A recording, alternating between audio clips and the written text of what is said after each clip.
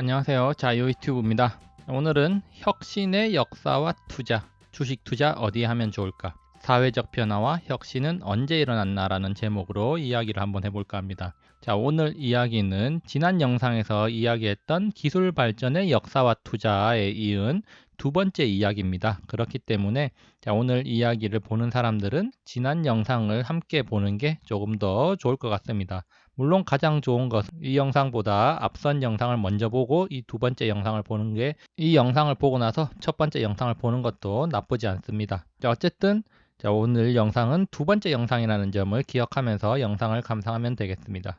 지난 영상에서는 군대에서 많은 혁신적인 사건들이 일어났고 빠르게 진행되었다, 이런 이야기를 했습니다. 오늘의 메인 주제는 바로 1930년대 대공황입니다. 자, 1930년대 대공황 시대, 역사상 가장 큰 경제 위기의 시대였다, 이렇게 우리가 평가 내리고 있고, 2020년 코로나19 사태도 대공황에는 미치지 못한다, 이런 평가가 많습니다. 그 어느 때와도 비교할 수 없는 인류사 최악의 시기였다는 거죠. 바로 10년 동안 지속되었던 겁니다. 자, 1929년부터 1939년까지가 대공황 시기라고 여겨지는데요. 자, 이때 흔한 풍경, 사람들은 이렇게 일자리를 구하러 다녔고, 자, 주식시장은 여기에서부터 급격하게 수직 낙하를 해서 무려 고점 대비 89%나 폭락했습니다. 그리고 이 대공황 시기에 이렇게 빠진 주가가 회복되는 데는 20년 가까이 걸렸다는 점도 우리가 자주 회자되는 말입니다. 자, 그래서 이렇게 힘든 시기였는데 대부분의 사람들은 이 대공황에 대해서 이 두 가지를 언급하고 기억을 하는 겁니다. 자, 바로 첫 번째가 좀 전에 이야기했던 대량 실업의 시대였고, 두 번째가 바로 주식시장의 붕괴였습니다. 놀라울 정도로 실업률이 급격하게 높아졌고, 자, 주식시장은 89%나 폭락했기 때문에 당연히 이 강력한 충격을 기억을 할 수밖에 없겠죠. 그러나 1930년대는 역사상 가장 생산적이고 기술적인 진보가 빠르게 일어났던 10년이었다는 사실을 우리가 또 한번 되새겨 볼 필요가 있습니다. 자, 그렇다면은 어떤 면에서 1930년대가 역사상 가장 생산적이고 기술적인 진보가 일어났던 건지 한번 살펴보도록 하겠습니다. 자, 1930년대 대공황. 자, 1930년대에는 총 요소 생산성이 유례없이 높은 수준을 기록하던 때였습니다. 자, 총 요소 생산성이라는 것은 생산량 증가에서 노동 생산성 증가분, 그리고 자본 생산성 증가분을 뺀 순수 생산 증가량입니다. 자, 여기 보시면은 시기별로 노동 생산성이 어떻게 되는지 나온 그래프가 있는데요. 자, 공교롭게도 1930년에서 1940년 사이, 1930년대 대공황 시기에 노동 생산성이 가장 높은 걸로 나타나고 있습니다. 자, 그래서 이 경제학자 알렉스 필드라는 사람은 이렇게 말했습니다. 자, 1941년 미국 경제는 1929년에 비해서 40%나 생산성이 높아졌다. 자, 그 가운데 노동 생산성이나 자본 생산성 향상은 거의 없었다. 거의 모든 시간당 생산성 증가는 1930년대 기술과 조직 발전에 기인한 것이다 라고 말했습니다. 다시 말해서 이 생산성 향상이 나타난 이유는 바로 기술과 조직의 발전 때문이었다는 거죠. 자, 그렇다면 1930년대 왜 그렇게 생산성이 높아졌던가 한번 생각을 해볼 필요가 있습니다. 경제가 파탄나고 실업자가 속출했는데도 사회의 생산성이 높아졌다는 겁니다. 그때 몇 가지 변화가 일어났는데 공교롭게도 시기적으로 뭔가가 맞물렸다는 거죠. 자, 그러면 한번 살펴보겠습니다. 1920년대는 자동차의 시대였습니다. 자동차왕 포드가 자동차를 대중화시키기 시작했고, 1912년에 미국의 자동차 대수는 100만 대에 불과했지만 17년이 지난 1929년에는 2,900만 대로 급증을 했습니다. 자, 여기 보시면 자동차 증가량 그래프가 있는데요. 자, 인구 1000명당 자동차가 몇 명인지를 나타내는 그래프입니다. 자, 그래서 1910년대부터 본격적으로 증가하기 시작해서 1930년이 될 때까지 이렇게 피크를 찍었다는 겁니다. 자, 공교롭게도 1915년에 미국 자동차 공급량이 2014년 아프리카와 인도의 2014년 수준이었다, 뭐 이런 내용들이 나오는데요. 어쨌든 미국의 자동차 증가량은 1910년대부터 1930년대까지 급격히 증가한 겁니다. 자, 그렇지만 이렇게 자동차가 빠르게 증가했지만 도로 인프라는 그 속도를 따라가지 못했던 게 큰 문제점으로 지적되고 있었습니다. 자, 그래서 1930년대에 대공황을 타개하기 위해서 시행된 정책, 바로 뉴딜 정책인데요. 뉴딜 정책의 일환으로 도로 건설을 본격적으로 시작하게 됩니다. 뉴딜 정책에서 도로 건설만 한 것은 아니지만 도로 건설을 집중적으로 했던 것입니다. 자, 토목 공사를 해서 실업률을 낮추면서 도로 건설을 많이 한 건데요. 어느 정도로 빠르고 많이 도로를 건설했나?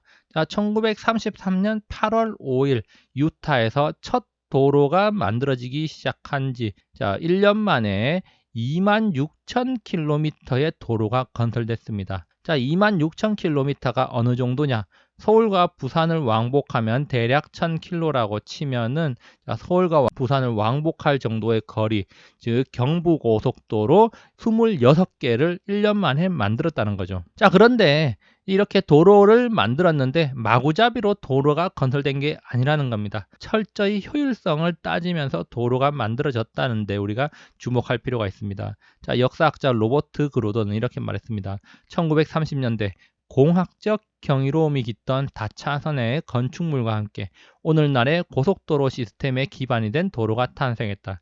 자, 다시 말해서 1930년대에 만들어진 도로가 1960년대 고속도로 시대를 여는데 그 기반이 되었다는 겁니다. 마구잡이 공사를 한 것이 아니라 철저하게 경제성과 효율성을 따져가면서 이렇게 공사가 진행됐다는 겁니다. 자, 이때 건설된 펜실베니아 턴파이크는 피츠버그와 해리스버그 사이 이동 시간을 70%나 단축시켰고요. 자, 시간을 단축시킴으로 인해 가지고 사람들의 시간 활용이 더욱더 용이해졌고, 자, 골든 게이트 브리지의 건설로 인해서 샌프란시스코에서는 차를 타고 마린 카운티로 갈 수 있게 됐습니다. 그 이전에는 배를 타야만 갈 수 있던 곳이었죠. 자, 이렇듯이 1930년대는 미국에서 도로교통이 꽃피던 시기였습니다. 자, 이것이 바로 대공황이 아니었으면 이 정도로 빠르게 도로교통이 개선될 수 없었을 것이란 말이죠. 자, 그리고 또 한 가지 변화는 바로 1930년대 전기가 적극적으로 보급됐습니다. 자, 사실 1920년대 미국의 중소도시들은 전기 보급에서 소외되어 있었습니다. 우선순위가 아니었던 거죠. 자, 그렇지만 1930년대 중반 이후에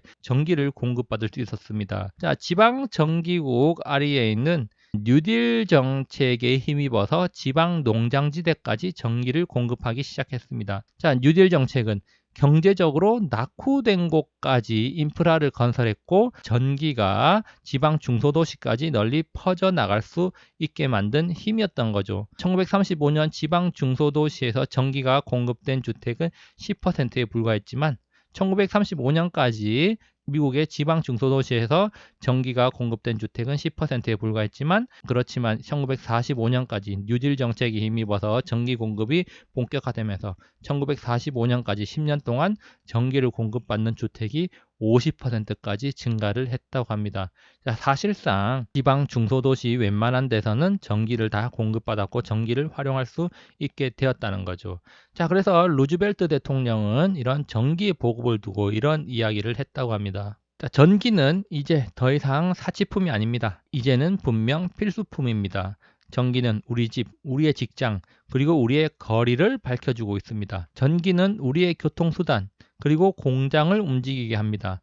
전기는 단순히 불을 밝히는 것만이 아니라 가정에서 기꺼이 봉사하는 하인이 될 수도 있습니다. 전기는 주부들의 고된 일을 덜어주고 열심히 일하는 농부의 어깨에서도 짐을 덜어줄 수 있습니다. 빠른 속도로 전기가 보급된 덕분에 미국의 일반 가정에서는 여러 가지 변화가 생겼습니다. 자, 그동안 전기가 부족해서 잘 사용하지 못했던 세탁기, 청소기, 냉장고, 자, 이런 것들이 소비되기 시작했고 이들은 거의 봉사하는 하인이 되었습니다. 자, 이렇게 세탁기와 청소기가 집안으로 들어와서 많이 사용되기 시작하면서 자, 여성들의 가사 노동 시간을 단축시켜 줬고요. 자, 이것이 바로 여성의 노동시장 참여로 이어졌다는 겁니다. 전기의 보급이 양성평등을 견인하는 핵심 동력이 되었다는 것이죠. 그리고 대공황에 또 하나의 변화가 나타났습니다. 자, 사람들은 가격 대비 높은 가치, 즉 가성비를 얻어낼 필요를 느끼고 있었는데요. 자, 경제 위기로 인해서 삶이 팍팍해졌기 때문에 효율을 따져야 됐습니다. 자, 이런 이유로 슈퍼마켓이 문을 열게 된 거죠. 1930년 최초의 슈퍼마켓이 생겨났습니다. 자, 식료품을 사려면 옛날에는 정육점에 들렀다가 빵집에 들렀다가 농산물 가게에 또 들렀다가 이렇게 여러 군데를 들러서 하나하나씩 사야 했습니다.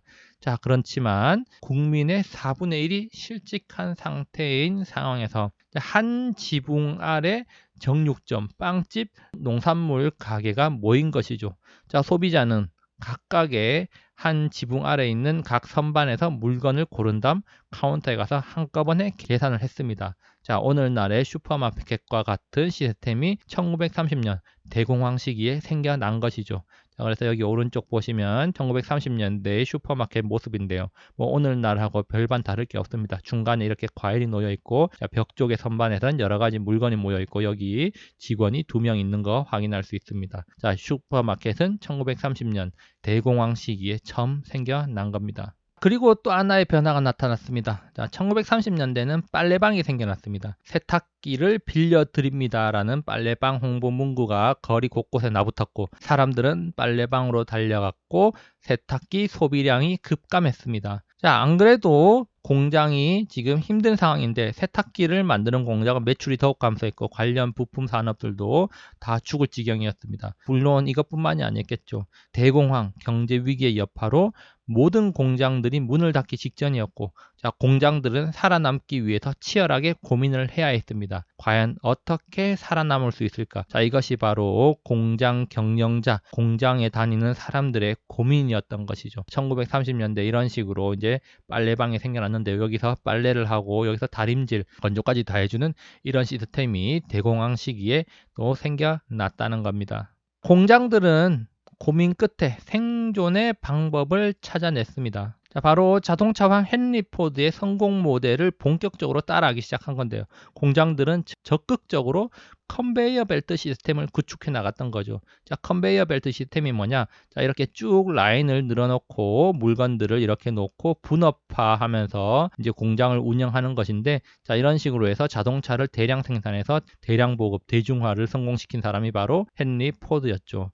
자, 어쨌든 이런 컨베이어 벨트 시스템을 공장에 도입을 하기 시작한 건데요. 자, 이런 시스템을 도입한 공장이 늘어나면서 대공황 이전 1920년대에는 생산성이 21% 향상됐던 겁니다. 자, 그런데 자, 이런 방식이 생산성 향상에 매우 도움이 된다는 사실을 자, 인지를 했기 때문에 자, 1930년대 대공황 시기의 공장들은 자, 이런 식으로 대다수의 공장들이 이제 컨베이어 벨트 시스템을 다 구축을 하기 시작한 거죠. 자, 그 결과 1930년대에는 생산성이 41%나 향상이 된 겁니다. 20년대 그렇게 경제 호황이 찾아왔을 때는 겨우 21%였지만 30년대 대공황 시기에는 생산성이 41%나 향상됐다는 거죠. 자, 위기가 닥치자 공장들이 적극적으로 생산성 향상에 나선 것입니다. 공장들은 고민 끝에 생존의 방법을 찾아냈습니다. 자, 컨베이어 벨트 시스템은 하나의 사례였고 1935년부터 본격적으로 사용되기 시작한 이 기계들은 불량률을 획기적으로 줄였습니다. 컨베이어 벨트 시스템으로 생산성을 향상시켰고 그리고 더 나아가서 기계를 적극적으로 도입하면서 불량률을 획기적으로 줄였다는 것이죠. 자, 그래서 이런 사건을 보면서 역사학자 루이스 앨런은 이렇게 말을 했습니다. 자, 노동자가 추측이 아니라 기계의 작동 방식을 정확히 알고 있었기 때문에 기계의 움직임을 직접 조정할 수 있었다. 노동자가 이렇게 기계를 직접 조정함으로 인해서 공장에서 불량품의 수를 줄일 수 있었고 이를 통해서 상당히 많은 비용을 절감할 수 있었다. 그 기계를 담당하는 노동자의 지위도 높아졌다라고 이야기를 하고 있습니다. 자, 루이스 앨런은 이렇게 생긴 사람이었고요. 자, 자신의 저서 Since Yesterday 1930년대 미국이라는 제목의 책에서 이렇게 언급을 한 겁니다. 이런 이야기는 어느 한 곳에서만 일어난 게 아닙니다. 산업계 전반에서 일어난 변화입니다. 생산성 향상은 제조업에 국한되지 않았고 농업, 도매, 소매, 운송, 광업, 통신 등 거의 모든 분야에서 나타났습니다. 자, 다시 말해서 대공황 시기 1930년대는 생산성 향상의 시대, 기계가 적극적으로 공장에 도입되기 시작한 시대였다. 이렇게 볼 수가 있는 겁니다. 자, 그리고 알렉스 필드는 이렇게 말했습니다. A Grape Leap Forward라는 책에서 대공황의 트라우마도 미국이라는 발명기계를 늦추지 못했다. 오히려 혁신의 속도는 더 빨라졌다. 대공황 때문에 혁신의 속도가 더욱더 빨라졌다는 겁니다. 사람들은 생존을 위해서 움직여야 했기 때문이죠. 자, 경제학자 데이비드 핸더슨은 이렇게 말했습니다. 고압 보일러에서 나오는 증기로 저압 보일러를 가열하는 토핑 기법은 연료나 인건비 상승 없이도 발전량을 40에서 90%까지 증가시켰다. 철도 침목의 새로운 설치 방법은 침목의 수명을 8년에서 20년으로 늘렸고, 새로운 자동차용 페인트가 마르는 시간은 3주에서 몇 시간으로 줄었다. 자, 연구개발 인력은 1933년 1913명에서 1940년 27,777명으로 늘어났다라고 말하고 있습니다. 대공황 시기를 거치면서 사람들은 에너지를 효율적으로 사용하는 법을 익혔고, 새로운 기법을 통해서 재료의 변화를 주지 않고서도 수명을 늘리는 효율성을 더 높여갔고 비용을 낮춰갔다는 것입니다. 그리고 또 한 가지 변화, 학교에 다니는 사람이 이전 시대에 비해서 훨씬 많아졌던 겁니다. 일자리가 없었기 때문에 모두 학교로 갔고, 1930년대 고등학교 졸업생 숫자는 증가했습니다.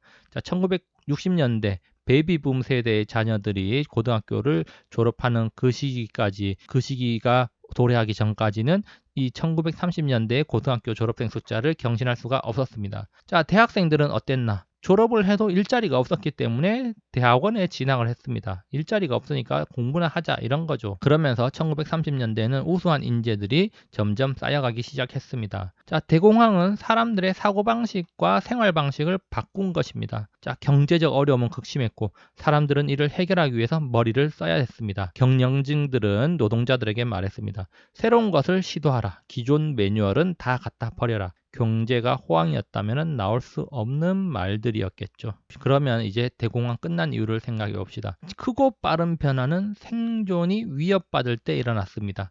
제2차 세계대전은 1939년 말을 타고 시작되어서 1945년 원자폭탄으로 끝났다고 합니다. 소련이 스푸트니크호를 발사한 지 불과 2주 뒤에 미국에서는 나사 창설을 위한 준비에 들어갔고 11년 후에 달에 사람을 보냈습니다. 질 수도 있다, 죽을 수도 있다는 공포, 그리고 그에 따른 동기부여. 자, 이것이 없는 상황에서는 일이 이렇게 빨리 진행되는 경우가 드뭅니다. 생존을 위해서 모든 것들, 기존의 관습들을 내던져 버리고 그리고 새로운 것들을 시도하기 때문이죠. 자, 놀랍도록 빠른 변화는 생존의 문제와 관련이 있습니다. 그렇다면 우리는 지금 어떤 시대를 맞이하고 있는가? 자, 여기에 대한 이야기는 다음 편에서 계속 이어나가도록 하겠습니다. 자, 지금까지 영상 감상해 주셔서 감사하고요. 항상 즐거운 하루 보내시기 바랍니다. 감사합니다.